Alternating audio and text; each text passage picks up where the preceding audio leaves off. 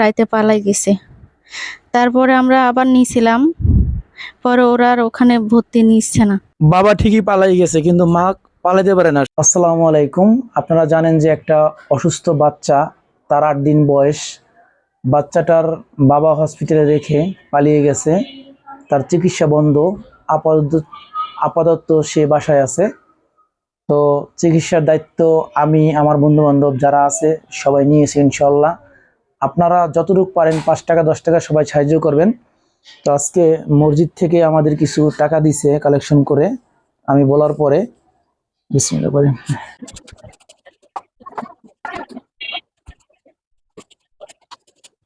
এখানে আছে 1105 টাকা দিয়েছে আমার মসজিদের মুসল্লি ভাইয়েরা। তো তাদেরকে বলা হয়েছে তারা আরো সামনে বাড়িয়ে দেবে, যেহেতু এই মাসে শেষে কারো কাছে টাকা নাই। তো আপনাদের স্ক্রিনে দেওয়া নাম্বারে যারা 10 টাকা 5 টাকা দিবেন সবাই দিবেন ভাই, অসহায় মানুষের পাশে দাঁড়াবেন। আমি সর্বোচ্চ চেষ্টা করব তার চিকিৎসা চালিয়ে যাওয়ার জন্য। আসসালামু আলাইকুম।